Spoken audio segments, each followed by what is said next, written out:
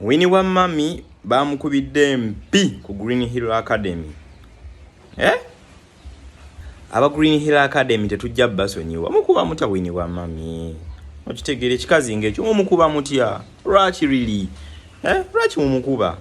Munange Winni wa Mami alinawo yabaddeko n'omwagalwa we. Tumumanyi bulungi nnyo Richie.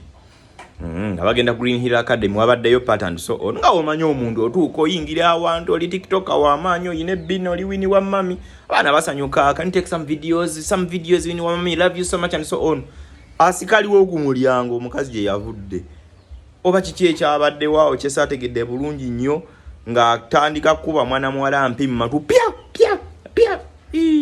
really ate bannaye abantu abasinga onja balina business mwegendereze nnyo ba receptionist nabo basikali basokold asikali aba bakwata ebimundu abo tebononye business abandi kitalo wowe obo kitegera kuli lisomero lya amaanyi abantu bali yegomba liyelanga and so on nekati osanga omuntu nga asikali nayiso obubi omuntu tomumanyi obo kitegera iya badama nti serebo oba mumumanyi bulungi nnyo gwefula tomumanyi tulenzo banga tomumanyi obo kitegera era kyobo yiso omuntu mumbeera bwete basikali bononye business z'abantu omuntu yenna ali ngo ina business ngo ina askali tofaye kutunula ku kamera bakola bikyawo bononye business ekyo kimu bali receptionist ababeera ku abasookerwa akawe wasookerwa omuntu agenza asaba mulimu awandise ipapula bye simanyi CV application biki bimutwalidde obudde abamu tumanyi na kuwandiika tuwadde abantu sente batuwandiikire mbiwaddeyo abikuta bizinze bisunzidde mu kasasiro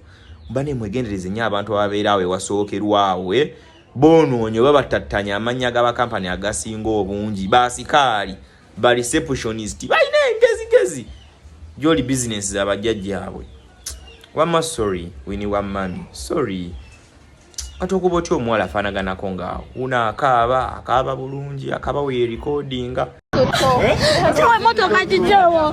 emotoka jijawo gitwale mpaki. She has to say sorry. I don't deserve to be treated this way. Ankubite chaskade oyo ankubite ki.